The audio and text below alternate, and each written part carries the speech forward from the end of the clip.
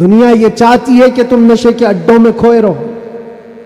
کچھ علاقوں میں ایسے بھی میں نے دیکھے ہیں جہاں بڑے بڑے لوگوں کا انہیں سپورٹ ہے کہ کرو تم نشہ، بیچو تم نشہ، تمہاری نسلیں برباد ہو جائیں، تمہارا علاقہ برباد ہو جائے. ہم نے دیکھا ہے میرے عزیزوں، جن لوگوں کو آج سیلیبریٹی کہا جاتا ہے یا پاورفل شخصیت کہا جاتا ہے، سیاست میں آنے کی وجہ سے یا پھر گلیمر کی دنیا میں آنے کی وجہ سے، ٹیلی ویژن کے اوپر آنے کی وجہ سے، ان کے حالات ایسے ہیں کہ جب تک جوانی ہے ان کی چاندنی ہے، اور جب تک ان کا شباب ہے وہ چمک رہے. جہاں چہرے پہ جھریاں پڑ گئی نیا ہیرو آ جائے گا.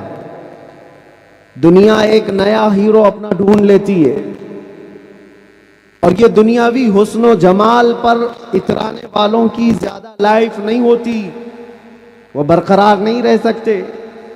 نہ ہی سیاست کی کرسی پر بیٹھ کر کے اقتدار جمانے والے، ہم نے ان کو بھی دیکھا ہے، نئی پارٹی آئی اور بوڑھے کو سائیڈ میں لگا دیا گیا. اب بوڑھوں کو کوئی پوچھتا بھی نہیں ہے.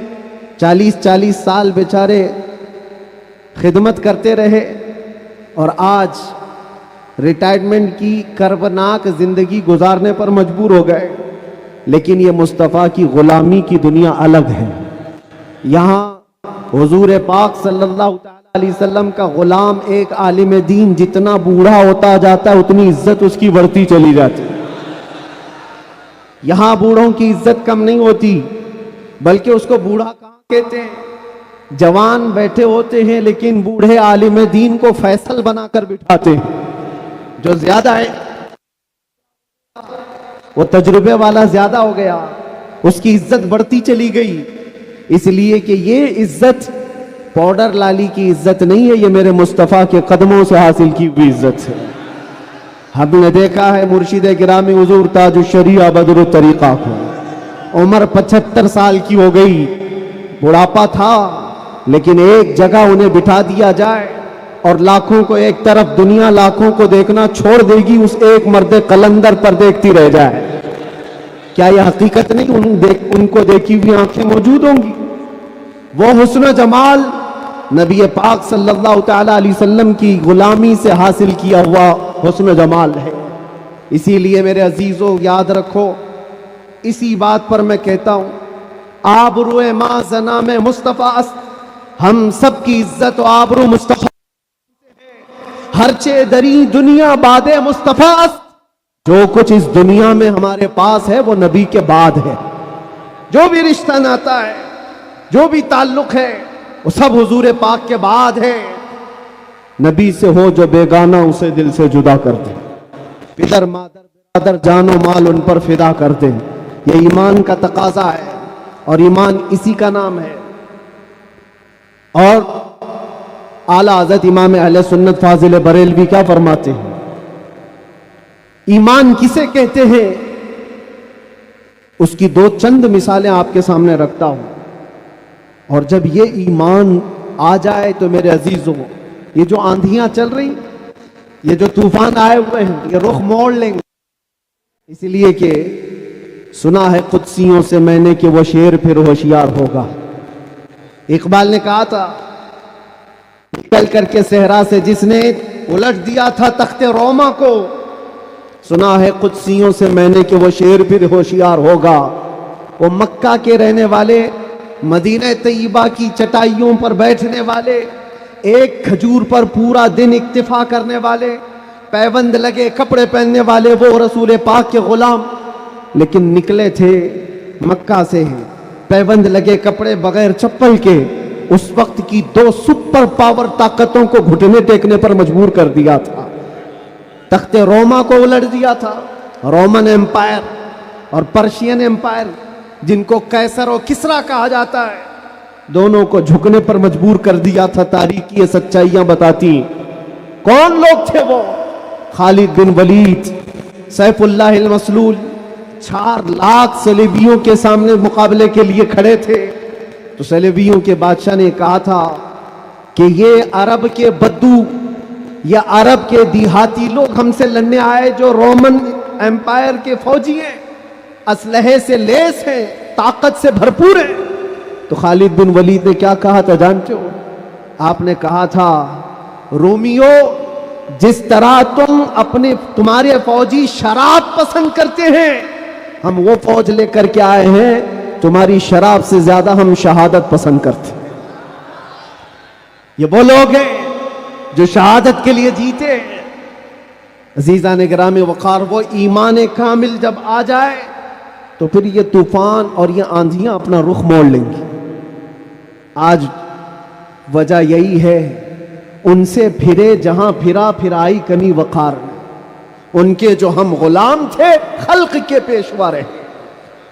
حضور پاک صلی اللہ تعالی علیہ وسلم کی غلامی سے جہاں کہیں تم منہ پھیرو گے, تھوڑا سا بھی ہٹو گے, عزت نکال لی جائے گی, عزت ختم کر دی جائے گی.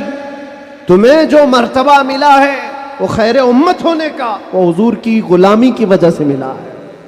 عمر ابن خطاب رضی اللہ تعالیٰ عنہ 36 لاکھ اسکوائر کلومیٹر پر حکومت کرتے تھے.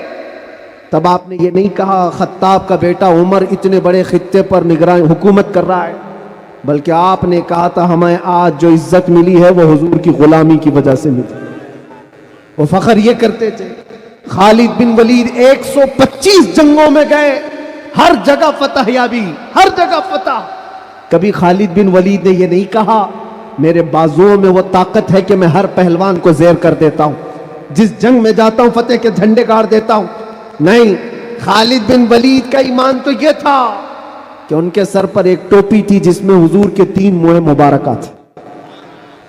وہ فتح کا صحرا انہی موئے مبارک کو دیتے اور کہتے یہ نسبت میرے ساتھ ہے, اس لیے اللہ مجھے ہر جگہ فتح عطا کرتا ہے. انہیں جو عزتیں ملی تھی دنیا میں, جو اقتدار ملا تھا, وہ حضور کی غلامی کی بنیاد پر.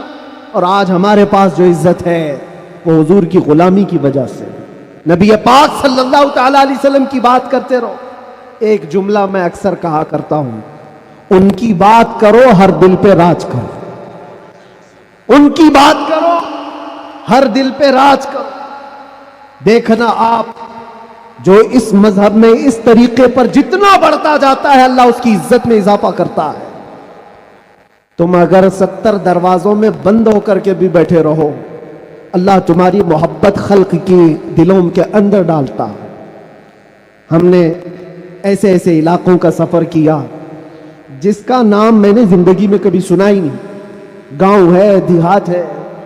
راجستھان کے علاقے سے کچھ حضرات آئے تھے, نہایت غریب علاقے کے لوگ, اور مجھ سے بعد رمضان آ کر ایک مفتی صاحب تھے, اس کے نمائندے تھے. انہوں نے کہا ہمارے قافلے میں یا جس جگہ سے میں نمائندہ بن کر کے آیا ہوں وہاں کے لوگوں میں غریب لوگ ہیں.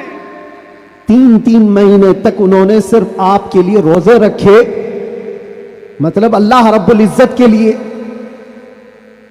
کہ آپ جب اندر تھے ان روزوں کے ذریعے سے اللہ تبارک و تعالی رحم فرمائے. یہ باتیں میں نے ایک جگہ سے نہیں, دنیا کے کتنے خطوں سے سنا. ہر جگہ سے لوگ یہ جو دعاؤں کا سلسلہ رکھے ہوئے تھے, کس نے ان کو دعاؤں کے لیے آمادہ کیا تھا؟ کون ہے یہ ساری خلقت مجھے پہچاننے والی کیسے بن گئی؟ ان کے دلوں کے اندر کون ڈالا کہ 8 مہینے دروازوں کے اندر ایسا بند تھا کہ میرے بچے مجھے نہیں دیکھ سکتے تھے, میرے بھائی بہن مجھے دیکھ نہیں سکتے, مجھے ملاقات کرنے کی بھی اجازت نہیں دی جاتی. جب اتنے دروازوں کے اندر بند رکھا گیا تھا جہاں چڑیا بھی نہ اڑے, لیکن میں نے یہ محسوس کیا لاکھوں دلوں میں اللہ رب العزت نے محبت ڈال رکھی تھی.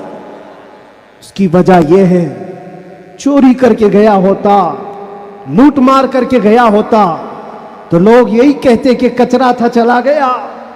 حضور پاک کی بات کر کے جائے تو مرنے کے بعد بھی اللہ اس کو دلوں کے اندر زندہ رکھتا. یہ تو قید خانے کے اندر گیا جہاں سے آنے کی امید ہوتی ہے, قبر کے اندر بھی جائے تو اللہ تعالیٰ اس کا نام زندہ رکھتا ہے. اسی لیے میرے عزیزوں, ایک نقطے کو سمجھ جاؤ, حضور پاک صلی اللہ تعالیٰ علیہ وسلم کی محبت اور ان کی غلامی یہ اصل ایمان ہے، اور یہ ایمان جس وقت آ جائے بڑے بڑے طوفانوں کا وہ مقابلہ کر سکتا ہے۔ آج پوری دنیا کے مشاہدے سے یہ پتہ چلتا ہے ہنگامے اتنے ہو چکے، اتنے خطرناک طریقے سے امت کو لرزا دیا گیا ہے، لیکن اس امت کا حال یہ ہے کہ یہ خواب گراں میں ہے، یہ ایک لمبی نیند میں ہے۔ ہمارے نوجوان، وہ بچے جن کو میں آج بھی نشے کے اڈوں پر دیکھتا ہوں تو دل روتا ہے۔ جیل کے قیدیوں میں اکثر وہ لوگ تھے جو نشہ کرتے تھے یا بیچتے تھے، پکڑے گئے اور اندر آئے۔ نام کتنے اچھے ہیں تمہارے اور کام کس طرح کے ہیں۔ کئی لوگوں نے توبہ کیا، لیکن وہ ایک جیل کی بات نہیں، یہاں تقریباً 10 جیلوں میں یہی حال ہے۔ اے نوجوانوں، یاد رکھو ایک بات، اگر حضور سے محبت کرتے ہو تو ہر جمعرات کو تمہارے اعمال فرشتے حضور کی بارگاہ میں لے جاتے ہیں۔ ہر جمعرات کو فرشتے تمہارے نام کے ساتھ حضور کی بارگاہ میں پیش کرتے ہیں، فلاں بن فلاں نے ہفتے بھر یہ کام کیے۔ حضور پاک صلی اللہ علیہ وسلم فرماتے ہیں میں اپنے ہر امتی کو اس کے باپ کے نام سے پہچانتا ہوں، ہر امتی کو پہچانتا ہوں۔ جب اس کے برے اعمال مجھ تک پہنچائے جاتے ہیں تو مجھے غم ہوتا ہے، میں استغفار کرتا ہوں اللہ کی بارگاہ میں، اور جب اچھے اعمال پیش کیے جاتے ہیں تو اللہ کی بارگاہ میں شکر بجا لاتا ہوں۔ تھوڑا اپنی زندگی کے اوپر نظر ڈال کر دیکھو، کتنے ہفتے ایسے گزر گئے ہوں گے کہ جب ہمارے برے اعمال حضور کی بارگاہ میں پیش کیے جا رہے ہیں۔ کیا یہ اب بھی بدلنے کا وقت نہیں ہے نوجوانوں؟ دنیا یہ چاہتی ہے کہ تم نشے کے اڈوں میں کھوئے رہو۔ کچھ علاقوں میں ایسے بھی میں نے دیکھے ہیں جہاں بڑے بڑے لوگوں کا انہیں سپورٹ ہے کہ کرو تم نشہ، بیچو تم نشہ، تمہاری نسلیں برباد ہو جائیں، تمہارا علاقہ برباد ہو جائے۔ آج سے صرف 70 سال پہلے کی بات ہے، ہمارے اس ملک میں ایجوکیشن لیول اس وقت بھی مسلمانوں کا سب سے اوپر تھا، اور آج آپ بخوبی دیکھ سکتے ہیں کس طرح سے ہمیں پکارا جا رہا ہے، کیسے ہمیں تانے دے کے سارے ڈیبیٹ کیے جا رہے ہیں۔ کہاں کہاں تمہیں پنچر مین کہا جاتا ہے۔ کیوں؟ یہ وہ قوم ہے جو پوری دنیا کو علم سکھانے آئی ہے، خیر امت تم تھے، ان سے پھرے جہاں پھرا پھرائی کمی وقار۔ آپ کو ایک بات میں بتاؤں، یہ رونا کب تک روتے رہو گے؟ یہ ہماری جائیدادیں لوٹ رہے ہیں، یہ ہمارے وقت کی املاک کو ہڑپ کرنے جا رہے ہیں۔ دین پر، قرآن پر، اسلام پر، حضور کی ذات پر، ہر چیز پر نشانے اور ہر چیز پر انگلیاں اٹھائی جا رہی۔ تم کب تک احتجاج کرتے رہو گے؟ کب تک سڑکوں پر آؤ گے؟ کب تک اپنی آوازیں اٹھا کر کے پوچھتے رہو گے؟ کیا تمہارا کام صرف اتنا ہی رہ گیا؟ ایک بات یاد رکھو، جو ڈاکو ہوتا ہے اس کا کام ہی ہے لوٹنا۔ آج وہ کیا لوٹ رہے ہیں، کس پر ڈاکہ ڈال رہے ہیں، میں اس کی بات نہیں کرتا۔ مجھے رہزنوں سے غرض نہیں، تیری رہبری کا سوال ہے۔ تم امت مصطفیٰ ہو، تم کن کاموں میں مصروف ہو یہ دیکھنے کی بات ہے۔ مجال نہیں ہوتی میرے عزیزوں، مسجد، مدرسہ، مزارات اولیاء، حضور کی ذات، قرآن اور اللہ کی ذات یہ بہت بلند ہے۔ صرف تمہاری داڑھی کی طرف بھی انگلی اٹھانے کی کسی کو ہمت نہ ہوتی اگر تم سچے غلام ہوتے، کیونکہ یہ اللہ کا وعدہ ہے، وَلَا تَهِنُوا وَلَا تَحْزَنُوا وَأَنْتُمُ الْأَعْلَوْنَ إِن كُنتُم مُؤْمِنِينَ۔ تم گھبراؤ مت، پریشان مت ہو، تم سب سے زیادہ بلند رہو گے اگر تم سچے ایمان والے ہو۔